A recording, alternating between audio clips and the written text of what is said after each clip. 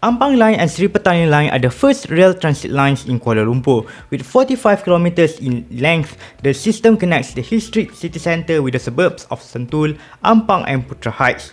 Unlike other rail transit lines in Kuala Lumpur such as Kelana Jaya Line and newer MRT Kajang Line, the ridership of Ampang and Sri Petaling lines is low despite the length and the route coverage. How does this thing happen? Let's take a seat on a cold steel seat and explore the first rail transit lines operated above the street of Kuala Lumpur. This is Ampang and Sri Petaling LRT lines.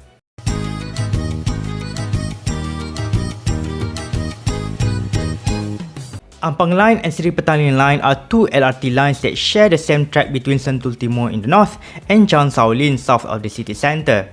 From Chan Sao Lin, Ampang Line branch northeastward to Ampang, while Sri Petaling Line branch westward to Putra Heights. That is where the difference ends. Both of the lines use the same third rail electrification, same rolling stock, same signalling and similar station designs. Let's start the journey from Ampang, the terminus of Ampang Line.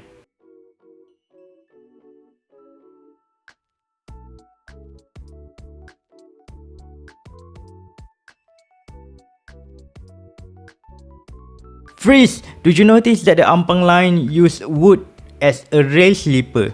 How does the new transit line use wood and not concrete? And let me tell you the story of old railway line that was connecting Ampang and Kuala Lumpur. In the early 20th century, meter gauge railways were built around Kuala Lumpur to transport tin ore, the most important export of British Malaya. In 1914, a railway line was built from Ampang to existing railway at Salak South. Former Ampang train station is today Ampang LRT station, and the former Sungai Besi station location today is Sungai Besi LRT station. From Chan Sao Lin station to Plaza Rakyat station, the alignment is part of the older rail line linking Kuala Lumpur railway station to southern cities of Seremban, Melaka, Johor Bahru and Singapore. I talked about Bukit Timah station in the previous video when I visited Singapore last year and explaining the rich history of the Malayan railway in Singapore. The link for this video will be appeared right. Pudu LRT station is the location of former Pudu train station, while 300 meter west of Plaza Rakyat LRT station is the location of former Sultan Street station. Completed in the year 1893, Sultan Street Station functioned as the secondary station for Kuala Lumpur as it was located nearer to the city centre than the main railway station across the Klang River. In 1913, a new rail line was built between Salak South and Brickfields so that the rail line between Kuala Lumpur Station and Sultan Street Station could be closed due to increasing city traffic. Later, the station functioned as a terminus for local train services between Kuala Lumpur and Ampang, and some documents stated there was a service from Sultan Street to Seremban too. The station was closed in the year 1964 and demolished to give room for road expansion and Pudu Raya bus terminal. The other stations between Pudu and Ampang were closed as well, and the land stayed dormant for the next 30 years. With a happy coincidence, the empty KTM land provided an ample space in the middle of the city to create a brand new transit line. As a result, LRT was built on the former KTM lines to save the land acquisition costs and construction costs, because on the ground. Thus, the new rail was rebuilt on the former KTM lines, just with a different train and gauge this time.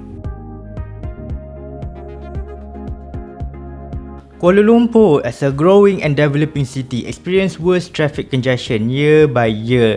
Increasing number of vehicles on the road, adding with infrequent and unsystematic public transport network, makes the movement within the city slow and egregious. In the 1980s and 1990s, the public transport system was dominated by inefficient but affordable minibus. Meanwhile, Kereta Api Tanah Melayu, or better known as KTM, the national rail operator, replaced the obsolete rail car with the KTM Commuter in 1995, the first electrified train service in Malaysia. Therefore, the inner part of the city need to have an electrified rail system as well to match the electrified commuter service to bring the people from the suburbs. The project was known as STAR LRT, which stands for System Transit Aliran Ringan, Light Rail Transit.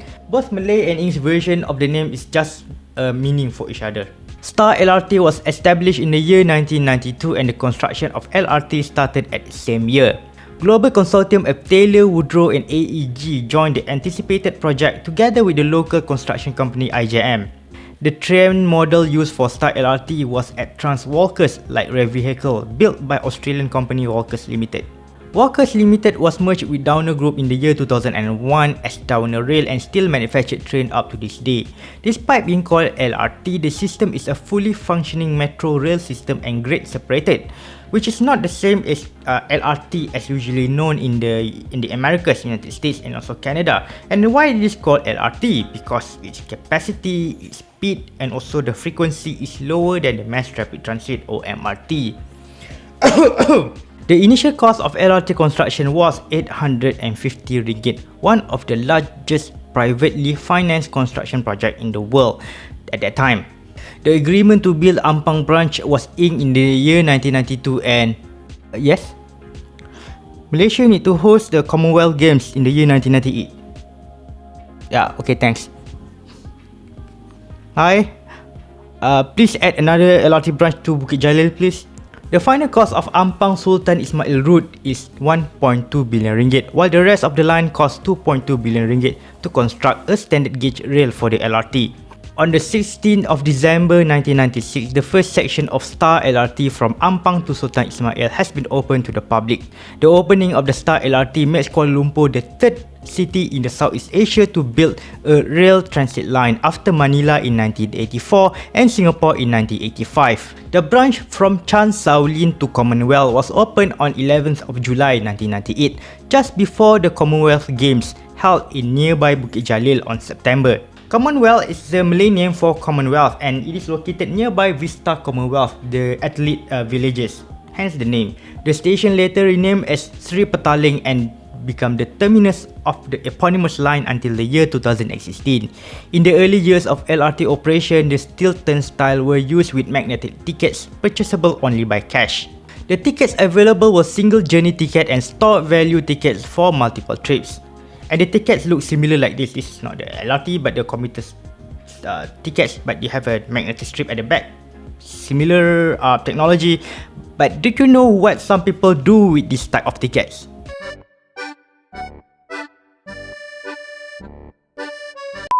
Therefore, to reduce the hassle and dirtiness of a ticket, a touch and go contactless card is accepted in LRT system since the year 2002. LRT was supposed to operate by a private company and transferred to the government 60 years after its opening under the Build, Operate, Transfer or BOT model. But the operators did not need to wait for that long for the transfer because the first years of Star LRT operation were underwhelming. The passenger numbers not reached the projected number and the operator was facing heavy financial loss. There are three factors of why the passenger number were low during the early years of Star LRT. Reason number one, the ticket price. The ticket price is quite higher when it was opened in the year 1996. Friendly reminder, Malaysia was hit by Asian financial crisis in the year 1937, so the people's budget was tight. I still remember it was cheaper to take a taxi from Masjid Jamek to Pudu than taking LRT from and to the same destination in the year 1999. Therefore, most people still rely on minibus, which is cheaper and brought someone directly to the destination, 60 cents per trip. Reason number two, the alignment. Star LRT used the former KTM railway alignment, which the land surrounds the alignment is maturely developed. In addition, the elevated LRT alignment between Plaza Rakyat and TT Wangsa located on the edge of the city centre, not through it, far away. Some of the planned projects near the LRT such as Plaza Rakyat were never finished due to the impact of Asian financial crisis in the year 1997. When Star LRT was constructed, it was assumed that the operator's revenue is primarily from ticket sales and advertisement. The concept of transit-oriented development or TOD was foreign back then. Therefore, there might be a mismatch between the origin and destination where LRT was built, not to the places people wanted to go. Reason number three, the connectivity. By looking at the station surroundings, you will understand why a few people took LRT. Station between Ampang and Maluri are surrounded by car parking, riverbank and highway. Not a good place to walk. Combination of low ridership, high operation cost and mounting debt caused Star LRT to be nationalized in order to keep the train running. On the 1st of September 2002, Star LRT was taken over by Prasarana, a government-owned company, and later operated under the brand Rapid KL in the year 2004. In year 2005, the lines were rebranded as Ampang Line and Sri Petaling Line, two different lines with two different colours on the map within a single LRT system. Officially, it was meant to simplify the naming scheme. Perhaps it is just a way to disassociate the LRT from its previous name. In the year 2006, a train was derailed at the end of the line at Sentul Timur Station. The financial situation of LRT is so dire that it took years to remove the dislodged train from the accident site. It was clear that to increase the revenue, a series of improvements were needed to attract more people into public transportation.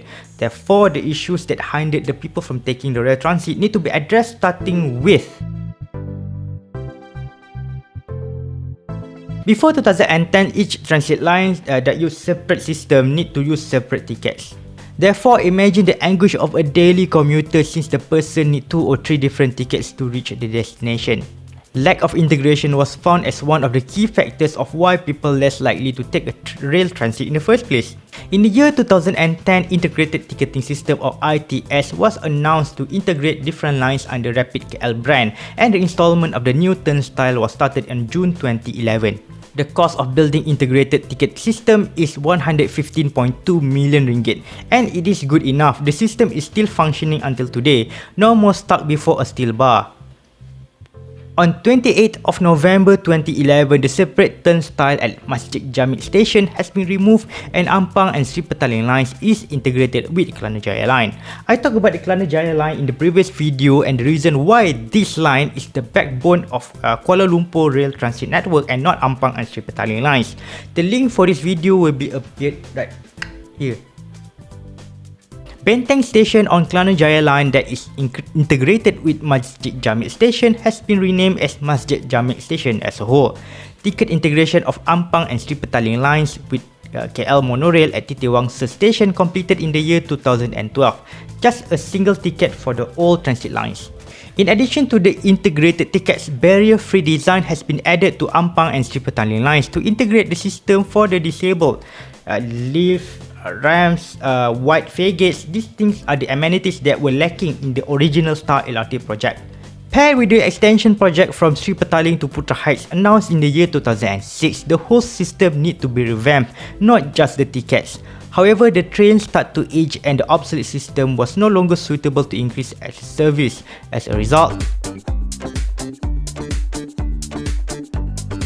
in the year 2006, an extension of Sri Petaling line was announced to serve Puchong, a suburb area of Subang Jaya City. 18 kilometers of new tracks, 11 new stations, and provision for 2 more future stations. Therefore, additional trains need to be purchased for the line extension.